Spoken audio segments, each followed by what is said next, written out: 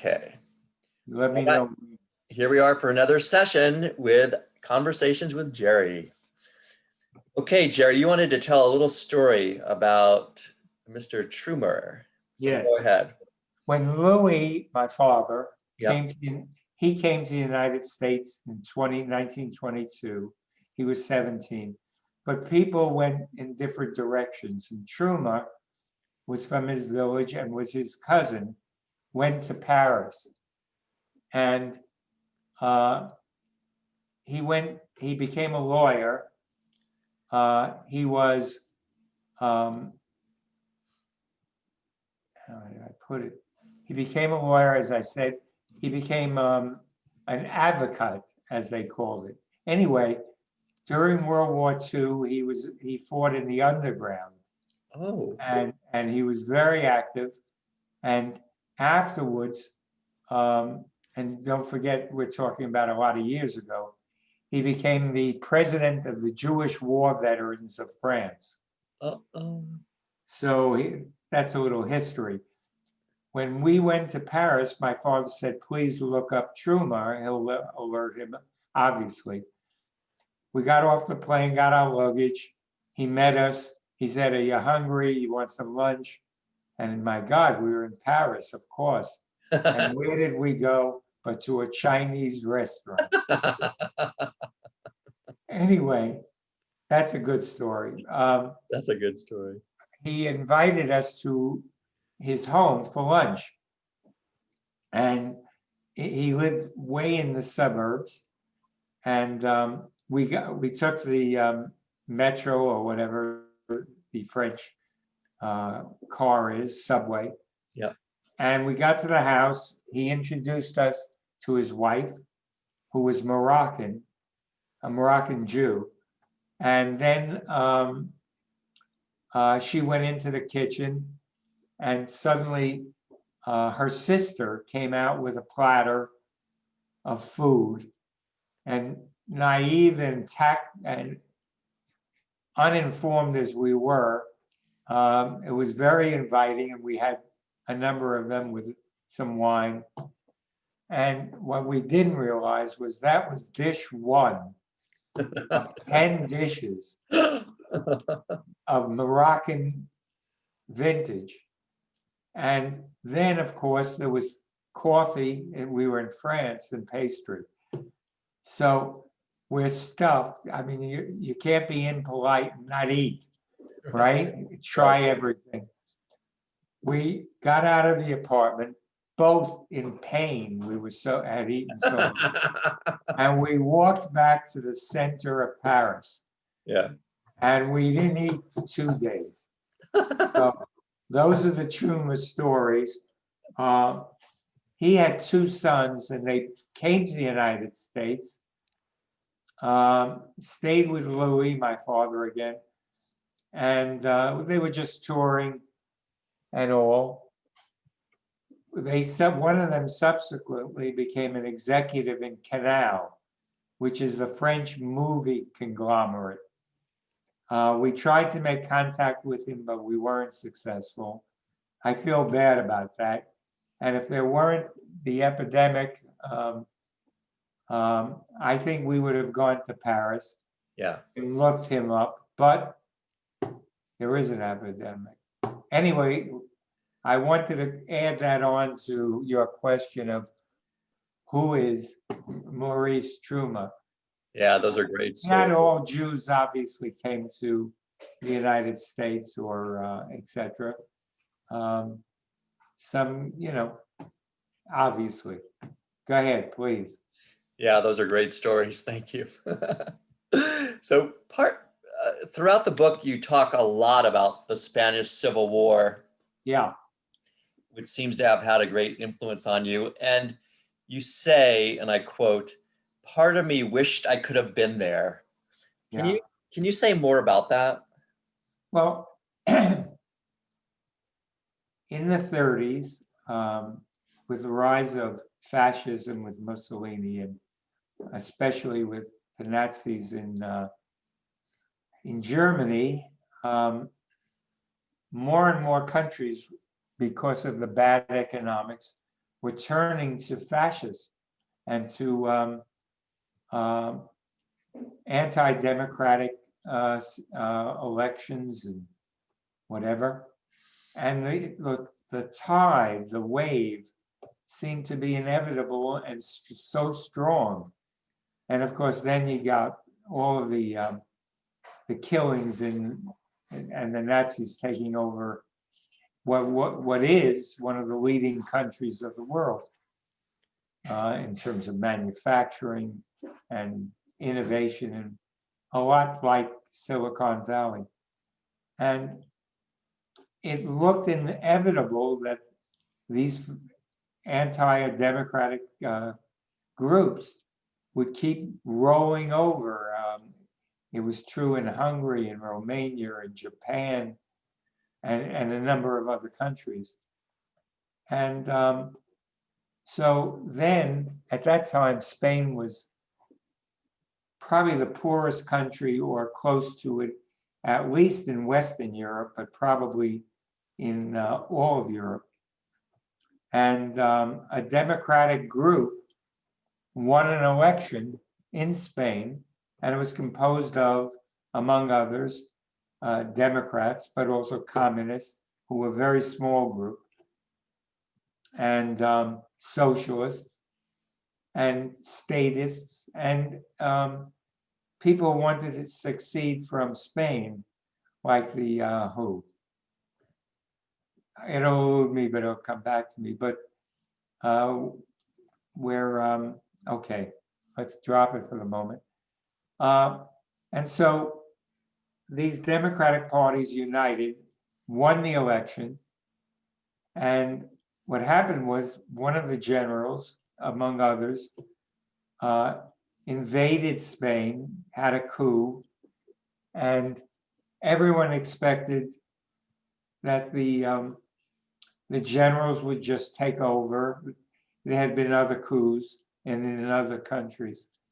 And surprisingly, the Democrats, Republicans, and that's what they were called, the Republicans, defeated them. It pushed them back, maintained strength. And so now the war started to drag out, and all over the world, people of Democratic bent were rooting for the Republicans. And the United States had a terrible role. So did Britain and England, in that they didn't support the democracy. They, in fact, called for neutrality. But the fascists and the Germans moved right in. The Italians sent something like 80,000 troops in. The Nazis sent warfare weapons. As an example, they bombed civilian cities as a prelude to their thinking of what they would do in Poland and Czechoslovakia and etc., and ultimately Russia, Soviet Russia. So people started supporting the Republicans because for the first time, the Democrats seemed to take hold. And then they formed what they called an international brigade. And this was people from all over the world. Don't forget, it was only 20 years before when you had World War I. So there were a lot of people who could handle armaments and who could fight. And they formed this international brigade. And so the Germans sent a brigade, and the Italians, in those cases, they were driven out of Germany and Italy. But the people there fled and then formed. And then there was a brigade that the Americans sent over. And I was very proud of them, and I was even more proud. I was young. So this was later on. I mean, the war started in 36 and went 3 years. I was born in 35. But then when I found out that at least half of the International Brigade in the United States were Jewish, volunteers. It made me more proud of ultimately the forces of fascists won out. You know, you have the movie For Whom the Bell Tolls with Gary Cooper and Ingrid Bergman, and the famous line, "The earth shook." You can look that up. The International Brigade was withdrawn, and a few months later, the war was won by the fascists. And what was terrible was that the fascists never stopped purging and killing anyone who sided with the Republicans, whether they were a private or a general. And we, as we got older and we went to Europe. We went to, our first trip was Rome, Paris, London. But the next logical trip for me would have been Barcelona and Madrid. But I didn't want to support the fascists and Franco. So we didn't go to Spain until they became a democracy. So that's my Truma story, and that's what the Spanish Civil War had lots of meetings. And today, I got a magazine from a group that sponsors memory, and I was going to scatter through it, see what it was about. So when you and Sheila went to Spain, though, did you visit like any of the sites that Yeah.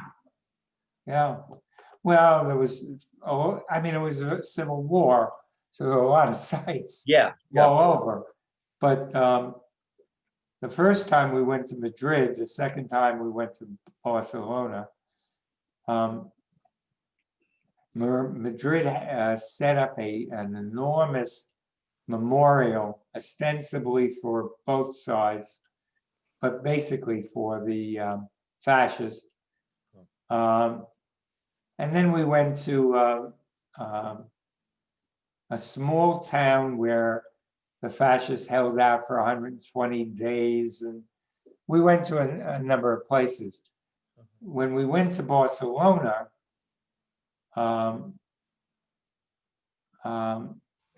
they were one of the groups that was hotheads in the, and supported the Spanish Republic. They wanted independence, and to this day, and we're talking of what, 2020, they're still attempting to get, separate from Spain, and they've won some elections, but they haven't been able to pull it off. But, this epidemic is going to create new facts on the ground. Yeah. And it wouldn't surprise me. Spain has been hit very hard on the virus. It wouldn't surprise me if you're going to see some things happening where Spain, and Spain was part of Catalonia. Yeah. And that was the province or small country within Spain that I was talking to earlier. So it wasn't always for democracy. It wasn't always for republicanism or communism, but rather in the Catalonian sense, it was for separation. And Barcelona is a terrific city. I recommend you go there if you can, or maybe you've been there. No. But there was one other thing. I don't know if I told you the story about my book, not my book. There was a guy named Borsino who happened to be in Spain when the revolution broke out. And he was a reporter. And so Borcano, I have the book inside. He wrote about it and then sent it back, and they made a book out of it. And it became the premier book about the early times of the revolution. And one of the things was Barcelona was big on anarchists. And so, equality was the thing. The clothing was simplified and more universal. And the wages were much more even. And he came back a year later, and what he found was that the old guard, even though they were on the Republican side, had somehow strengthened and minimized the anarchists. The anarchists were had never governed, and now they were running the country, or at least this province. And it was an interesting case. Anyway, he pointed out how all this liberalism disappeared. And then there's another thing that happened in Barcelona. There was a very famous group of anarchists, and the regular guard was ordered to eliminate them, or at least minimize them. And of course, they won, the regular guard. They were army. The anarchists were mostly people, and my memory is gone. But the guy who wrote the guy who wrote 1984, Orwell. and Orwell, wrote about Barcelona and this battle. He totally by accident, when he came to join the fight from England, and he hooked up with an anarchist battalion. Ordinarily, he would have hooked up with a communist battalion. And so he described this. He was wounded. He survived. His wife was there. And it's a terrific book to read. And just look up Orwell. Isn't it Homage to Catalonia? Yeah. Homage to Catalonia. That's my my memory over there. I tried to get that book from our library, and they couldn't find it for me. Homage to Catalonia? Yeah. Oh, if So- you're in a bookstore like the Strand, Yeah, or, they'll have multiple copies. I'm sure I can buy it. Well, when I was in graduate school at Boston College, we were studying, it was social economy and social policy. Yeah, We were studying cooperatives, worker ownership. And the area in Spain that we studied is called Mondragon. And it was all large businesses, worker owned cooperatives and such. Yeah. So, very interesting. I'd like to go there at some point in my life, but we'll see, well, Spain is a great place to visit. Yeah. Food is very good. Yeah. Very varied. There's coastal food, but there's interior. And, it's a good place for a vacation once Yeah. you settle. I'm sure we'll go at some point. Yeah. So let's continue to stay international here. Yeah.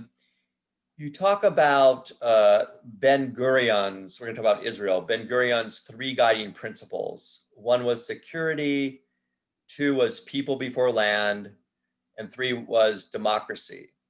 And so you talk about Israel a lot. And has anything changed for you? Has Israel drifted away given its current leadership? In Israel, you mean? Yeah, from this, Those are 3 good guiding principles. The first thing is, if you don't have security, you disappear. And I was just reading a book, or I think it was a book in which what was the point? I'm fading quick. The point was, if you don't go down fighting, you disappear. So security is a must. The second point was, third point was democracy and people. People before land. Yeah. Would it have made difference if Israel, had given up a little more land? I don't know that it would have made a difference. The Arabs were, you know, positive that they were going to wipe out Israel. They were going to win the war. I'm reading a book about, from a soldier's point of view, the liberation of Jerusalem, and people died in it, going both ways, the Jordanians and the Israelis. And the third is democracy. And I think he put it in the right order. It wouldn't be the right order in the United States because we're not threatened in terms of security and people. At least give me the benefit of the doubt and say that Trump is not going to, was going to be able to, seize the reins of the country. He may still, but I don't think he will. I was worried about that, but I don't think he will now. Yeah, absolutely. But in Israel, surrounded by enemies, security was first. Yeah. Second was to build up the people, to support people, to make people, feed them, clothe them, make them part of society. And the third was to give them an opportunity for a voice in the government, a voice, for their lives, for their children's lives. So Ben-Gurion did it very well. He is the father of the country. Yeah. And he was, one of the things he always regretted was that he envisioned an Israel, he envisioned an Israel peopled by Eastern Europeans. And of course, they were killed in the Holocaust. He never envisioned that all of the Jews from different Arab countries would come to Israel and, and not run the country any which way, but be much more of a factor than he envisioned. Was he a racist? No. He couldn't envision where 6 million Jews would go, except to Israel and all. And it would be a different country. But the Oriental or the Jews have a place in Israel too, and so do the blacks. The other day, 300 Ethiopian, they've been sending Ethiopian Jews to Israel on a steady basis. There's a few thousand left. So, Yeah. You were going to ask me, I don't know what you were going to ask me. Ben-Gurion, though, did oppose the people who wanted to keep not only Jerusalem, but all of the West Bank. He said it'll only give us problems. We're okay the way we are, we're safe. But they didn't listen to him. And So maybe it's right, maybe it's wrong. Yeah. So has Israel, given its current leadership, do you think Israel drifted away from some of these, kind of founding principles? I guess I'm more interested in the democracy part of that. Yeah. Well, they are a democracy. They have elections. They don't give money to one party and not to the other. Somehow Netanyahu has created the fact that he's more security bound than the rest. But the guy who's opposing him was a general. So why is Netanyahu more security conscious than this general? Ludicrous, but that's one thing. And he's had somewhat success in greeting and establishing relationships with some African countries that have certainly helped Israel. We'll see if they will, but I think they will. But if we go back to democracy, tell me what you mean by that. I mean, Trump won. Netanyahu won. Netanyahu didn't, there was no idea or accusation that he faked anything. He won the election. That's democracy. Right. you know, you may not like the outcome. Right. That you can debate.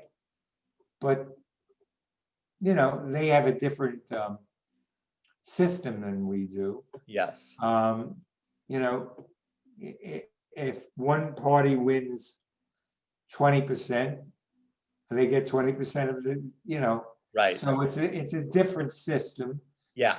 but it's not more or less democratic. It's probably what they inherited from the British Right. as a system. Yeah. Yeah. The parliament. Okay. Yeah. All right. Well, let's move on. Okay. So you and Sheila, you've seen you saw Pete Seeger and the Weavers a few times, Yes. and I want to hear more about the concerts and what they meant to you, but also if you could say more about Pete Seeger as well. Well, first thing you have to know is his father lived till 96 Wow. and was a musicologist. And so he lived into the 90s. His father brought back a lot of folk songs from Appalachia, as an example. And Pete was extraordinarily gifted.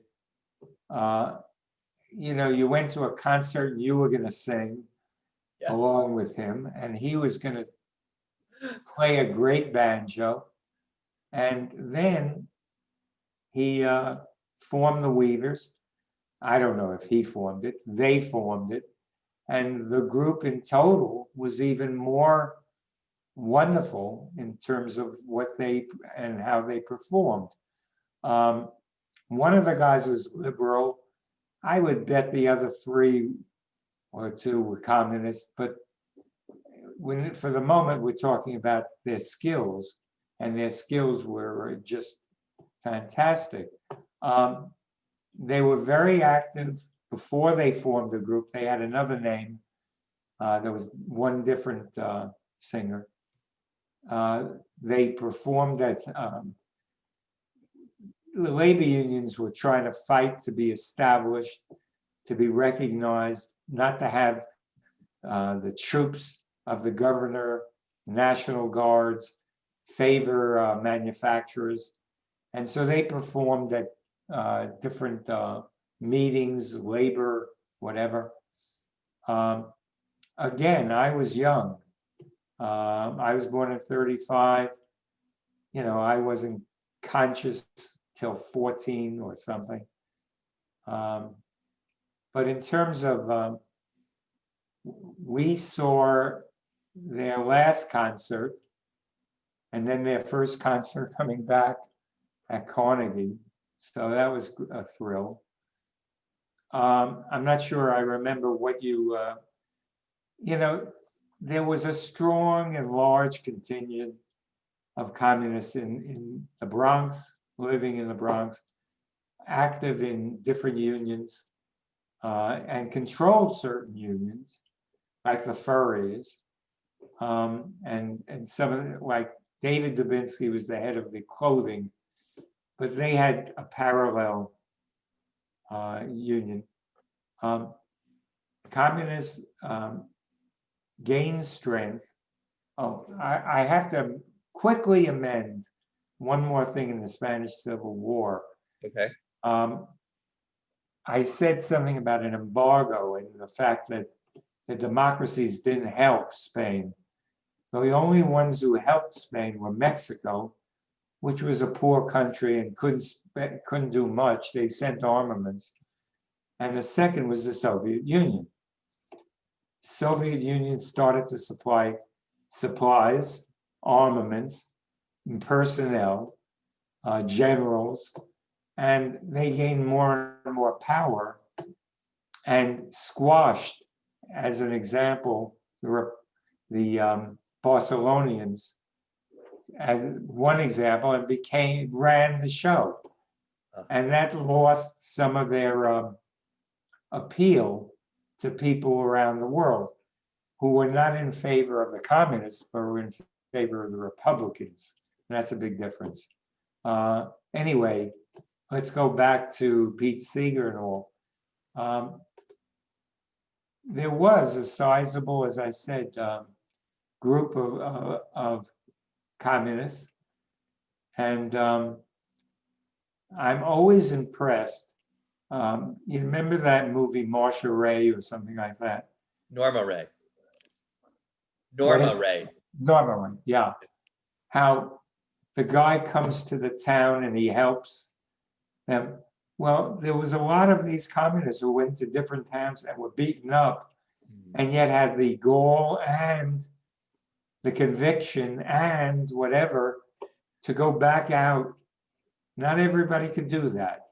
I don't know if I could walk into a town, and start organizing. And the movie was good.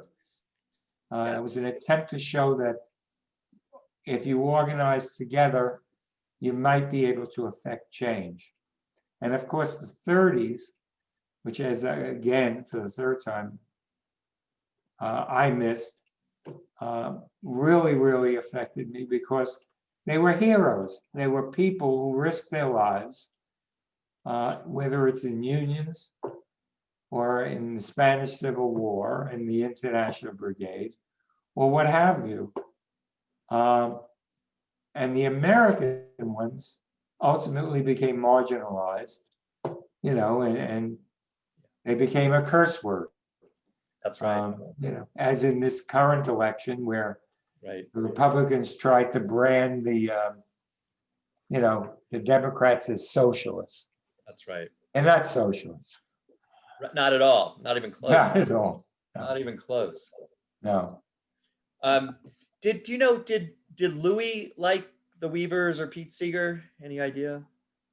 Yeah, I don't think he was into music. Bella probably did. Okay. Because she was into music, played. He played cards. I mean, he worked hard. He worked long hours. Yeah. He came home, he took a nap, we had dinner. There was not much time to do this or that. On the weekends, I mean, he didn't play golf or tennis, that's for sure. He met with friends. They did chores. They went to a movie, there was they drove and went to a movie. They went out very rarely, but occasionally for dinner. I'm trying to think what he did. I can't think of a heck of a lot of what he did. That's okay. Well, But he kept busy. No, I'm saying he kept busy. He was involved. Yeah. He had friends. Watched the fights, ate Chinese food. Well, Chinese food, a lot of Sundays. The fights, he liked wrestling as well. He liked wrestling? Oh, okay. Which was fake. The I know. fighting, I think, was real, but maybe not. Who knows? I was telling Yasuyo the story of when, Louis passed. And right before he passed, he had, what kind of soup did he have? Was it egg drop soup, wonton soup? Well, at first, everyone had egg drop soup. That was a soup. Yeah. Then, for some reason, they introduced wontons. Wonton, yeah. And because they were dumplings, people liked it, etc. And so, whereas originally everyone would have egg drop soup, the six of us suddenly would have 4 this and 6 that. Yeah. Yeah. Yeah, I remember that. All right, let's go domestic now. Yeah. So in the book, around page 500 or so, you talk about Nixon and his efforts to divide and change for the worse the America we loved. How does that compare with what is happening now, or what has happened? It's a good question. I don't think in the last 20 years, anyone ever, even when Reagan was elected, that the country was in jeopardy. Yeah. when, the McCarthy era started, and Nixon and a lot of other senators, governors, whatever, were part of that group. I don't think you felt like the country was going over, was going to tip over. You really felt, if anything, in terms of issues, that they were going to try and repeal a lot of the New Deal. So, it's inconceivable everyone gets Social Security. Right. But in those days, it wasn't automatic, and it was very little money. So in that sense, that something like TVA, Tennessee Valley Authority, Yep. bringing electricity to rural areas, they didn't have electricity, and ergo, they barely could listen to a radio. And then suddenly they're putting up this giant dam, which is going to change a heck of a lot. And, the CCC and all of the rest. Mhm. And the infrastructure was being built. Here, the Republicans were against it. But I never had the feeling that they were going to, not me, people, that they were going to change the democracy. Here, I was conjuring up scenarios to Sheila, like the one you just said. He won't leave office, or he's going to have a coup, or they're going to form a new country. That's my latest, which is, if you look at the map and you look at the middle country, I imagined him saying, why don't we separate?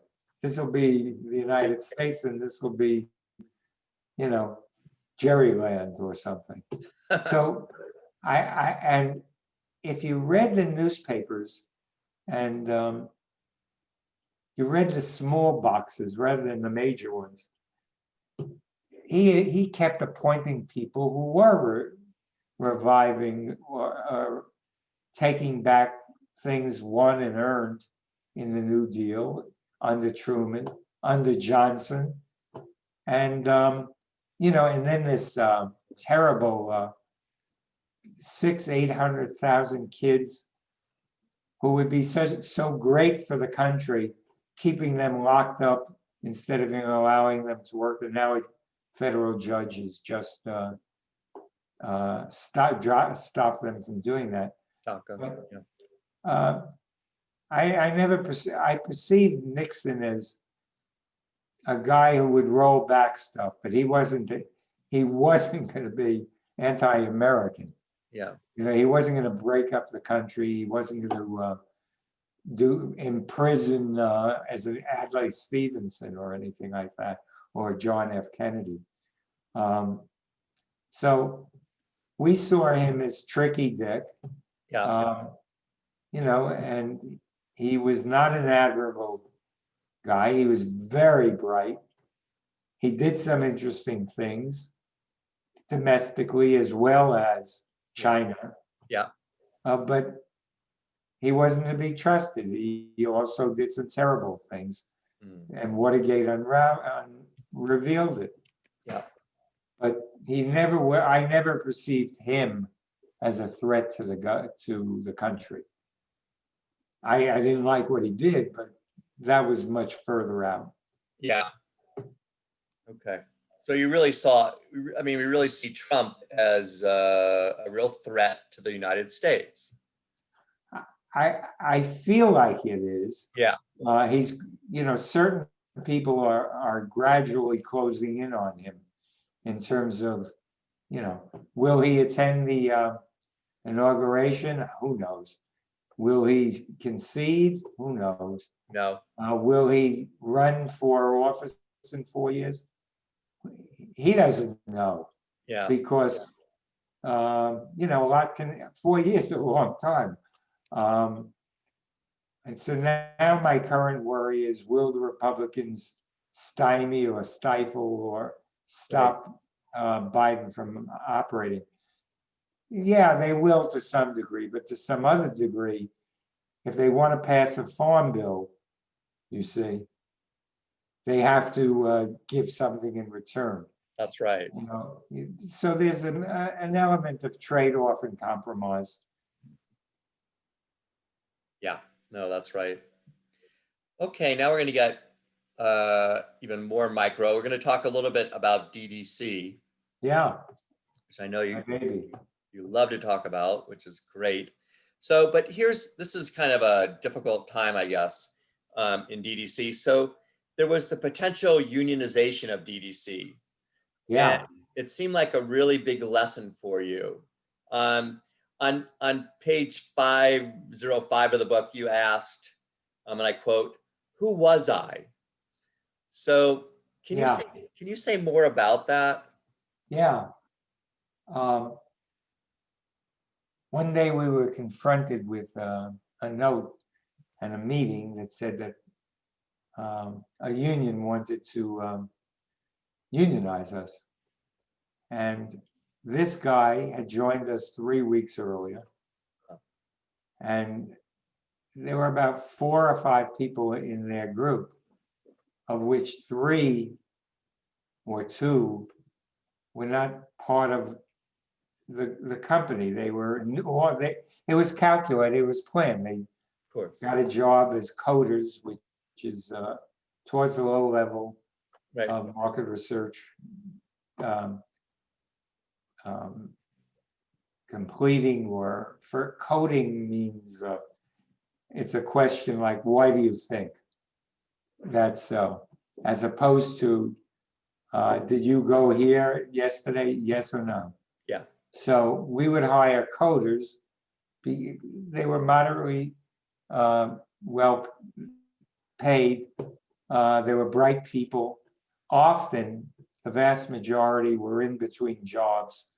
A lot of actors, actresses, people like that, who needed a temporary job, but second there was an opening, they wouldn't even be noticed because that was their real life. Yeah. So I didn't know who they were, and I have to reread the book. But what happened was there's a labor relations board and there's a procedures you have to follow. And one of the procedures is they get equal time, and notices have to be put up, and a variety of other things. And, you know, what I felt 2 things. One was they weren't part of our family. They weren't part of the people who worked here.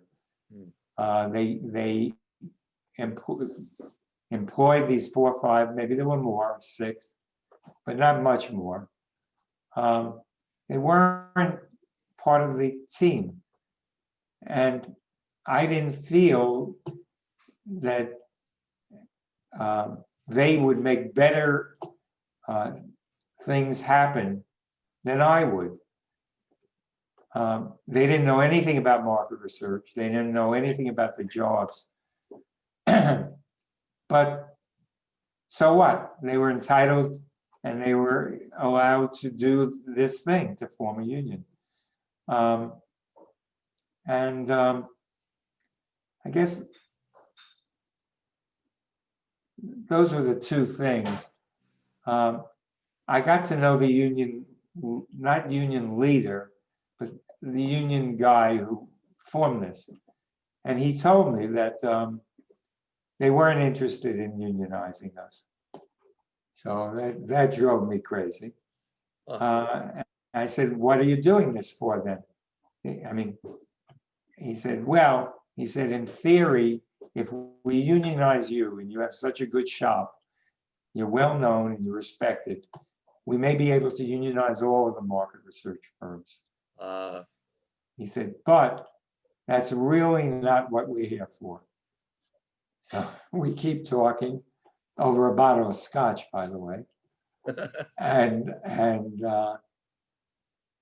he said, our real goal is to interview clerks in a lot of places. You know, we've established manufacturing. we're not growing anymore. And a lot of the manufacturers are organized, the auto, et cetera, you know, again, there's a situation where in the 30s, the communists were strong on organizing. But their goal really was to learn how to handle clerks. And they wanted to just they wanted to get our firm going, and they would send people in, they would see how to do it and learn what they had to do, and then go after clerks and clericals and that group. Because while market research at that time might be 1,100 people in the whole country, clerks could have been hundreds of thousands of people. So to win the 11 was not to win, you know? But that said, they went at it. An interesting thing was that they tried to organize a lot of people in our shop, because there was going to be an election and everyone was going to vote. I think including me, but I'm not sure. But everyone was going to vote. So they were trying to organize all kinds of seniors, intermediates, juniors, the mailroom, the coding, interviewing, etc. I mean, there were a number of departments. Maybe we had 38, 35, 40 people. That was it. So 40 people, 1,100 around the country, and hundreds of thousands. So it didn't make sense to me. So what I would do, which I do to this day, is I counted. I would look around the office, and it was mostly open. There were little booths or around the major part of the office, which was down the middle. And I would look out and I'd say, yes, no, no, to myself, not to anyone. We absolutely were not allowed to talk to people about it. Yeah. The union people were also restricted. I mean, you were allowed to talk, but you weren't. There was a limit to what you could do, and that's part of the labor relations board. And I thought we would win. Joe said to me, "Relax." Sheila said to me, "Relax." I'm not a relaxed person. The night before the election, we got a notice that they were withdrawing. And, you know, you say to yourself, well, what do they got to lose if they don't withdraw, get the vote, see where you stand, maybe you come back.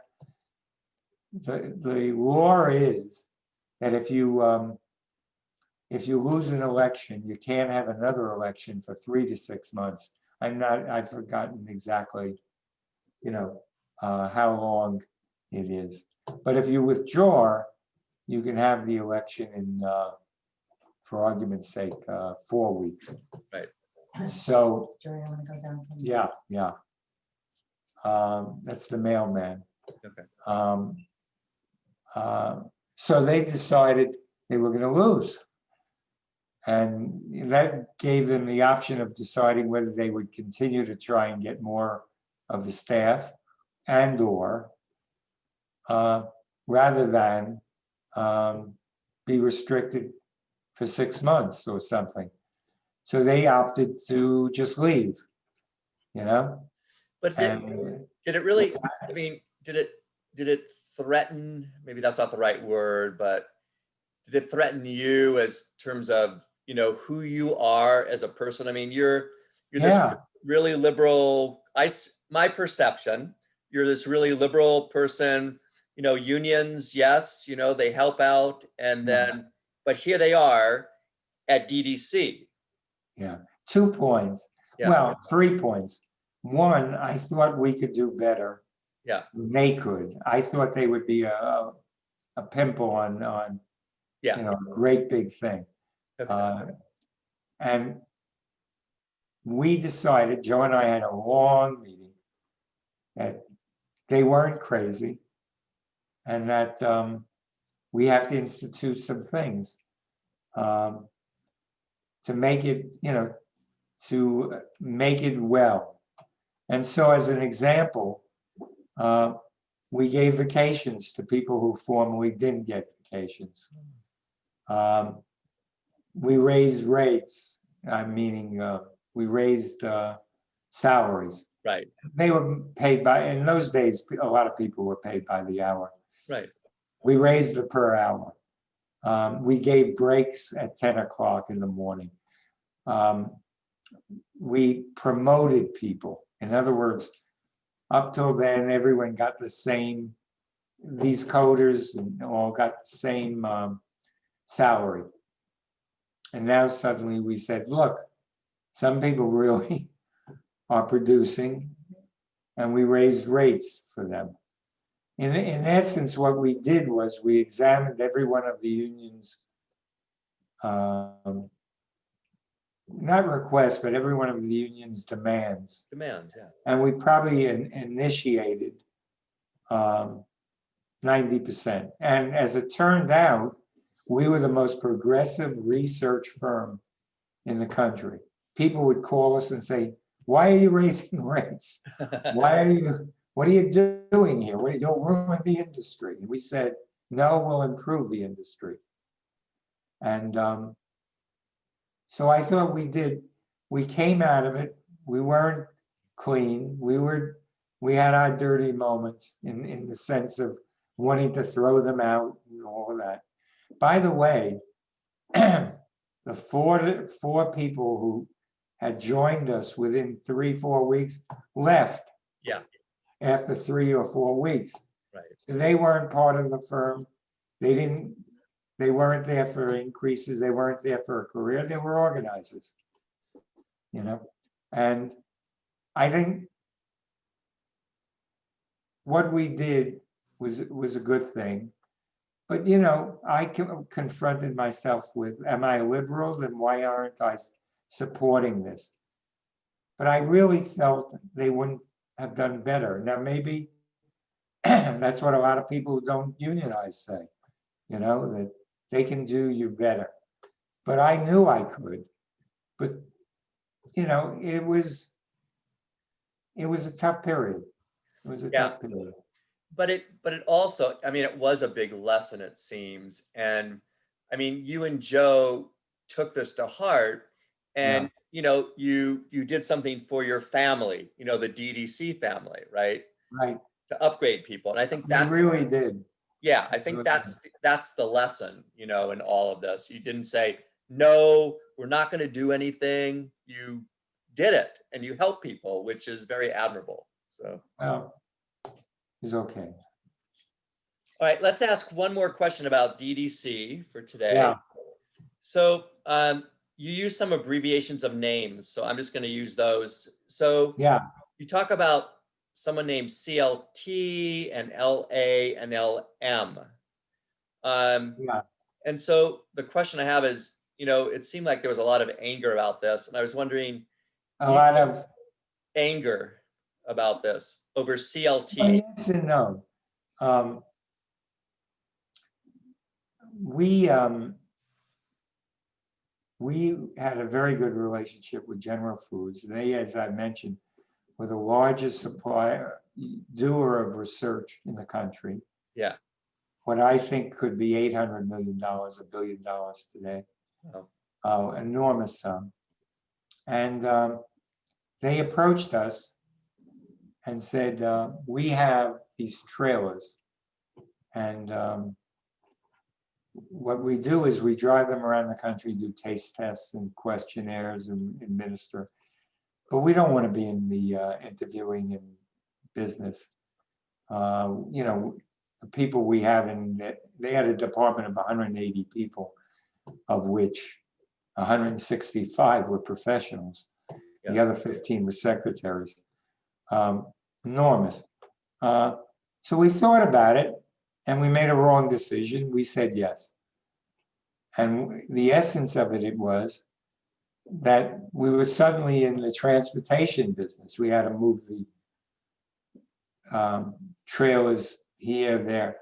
The real point was GEF didn't live up to what they promised. They promised us all of their taste testing, and they didn't do it. But we lived with it. They were our biggest client. And so at a certain point, we said, it's over. And we sold it and we closed it down. We had hired a junior named Lowell Allen, LA, and he was given the assignment of running this. And he came to us and said, it's not a viable business. Moving trucks and worrying about tires and all of that. And we said, okay. But just then is when interviewing companies were opening in different malls. They would rent an office and they would stop people walking by and they'd interview them. They'd screen them whether they were eligible and then they would interview them. And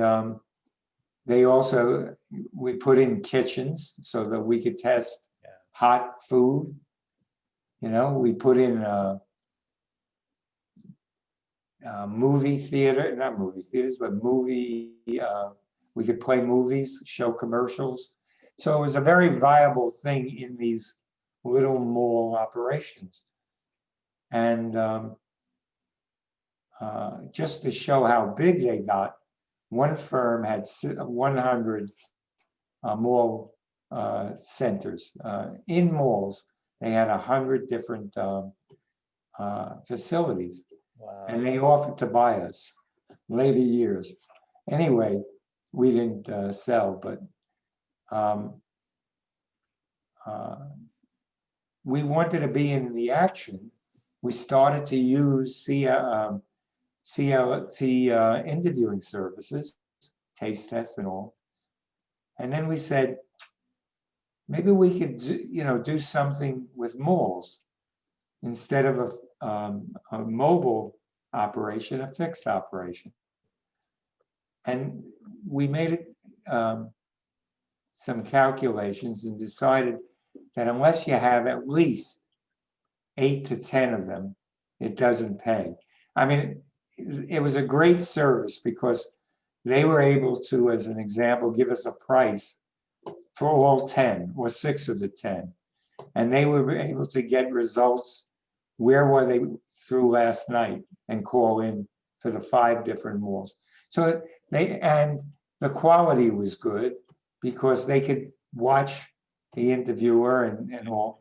And we used to send people out, not uninvited, but not aware that we were coming. I would send out our field people and they would be interviewed. They would see, they'd give them problems, the respondents, just so that we would see that they're maintaining their quality. And we decided, and I don't remember who, to take Lowell and to form a company called Central Location Testing. Right. And Lowell, made deals with 8 or 10 of them. And we, to get the firm underway, when we came up with a job that was meant for CLT, we would give it to Lowell. So he had business, he could hire people, he could have an office and all. And they did a good job. And we were rewarded him with more and more salary. Yeah. And then we gave him a piece of that business of CLT, not BBC. Yeah. And he hired a gal named Leslie Moran, who's a very good analyst. And they started taking jobs not only that were done in CLT, well, that were done in CLT, but not only the field work, but they would do the analysis and the entire project. And one day they approached us and said, we'd like to buy the company. Okay. Now I had formed the company. I had given it its name. I ran it for the first few months. Yeah. And it was tough to think of giving up my baby, Hmm. but they were okay. And after what was at first vituperous meetings, it then calmed down and they made an offer, and it was a pretty darn good offer. Yeah. And we took it. We didn't do any demands on them. And they separated. They grew and they were competitive. And Joe and I decided that we would not hire anyone who worked from CLT. Right. On the theory that we didn't want to give them a hard time. We were bigger. If they were hiring this person, if this person was looking for a job, there are plenty of places where they could get a job. And so we stayed away from them. You know, if you went to a conference, you waved. Right. But that's all. And we didn't want to be accused of giving them a hard time. We didn't. And they grew, and some friends said to me, they're boasting that they'll be bigger than DVC. They are a better company, this, that.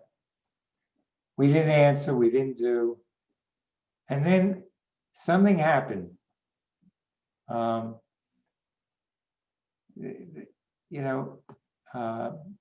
Something happened in the operations or in how they ran the business or how they rewarded themselves. I don't know what happened. But I heard that they weren't doing well. Then I heard that they were bought by an ad agency. And then finally, they let go of that gal I referred to earlier. She was the guts of the analysis. She's a good analyst, to say the least. And then they closed the place. And I never knew why. I was hoping to run into Lowell and ask him, but I never did. Maybe the reward that I had kept in was that when they closed, they had 4 analysts and we had 40. So, but that was opening one business. We opened 2 group facilities. We opened 2 telephone centers.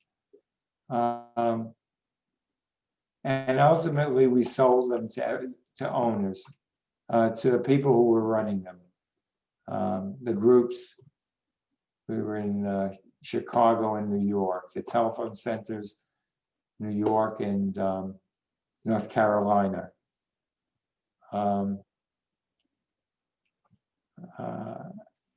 Maybe it would have been wiser from a money point of view to keep them, because if we were bought, we would be bigger. Right. We would have had more of a profit, and and use the ratio of 6 or 8 to 1 on profits, we would have gotten that much more. But these people built their companies and they left and we were okay. Yeah. We made our money. Yeah, that's a good story. Yeah, very interesting. All right, it's been an hour. Has it? Wow. Yeah, so I still have a lot of questions to ask you. Okay. So let's stop. Let's stop today. and thank you. Okay,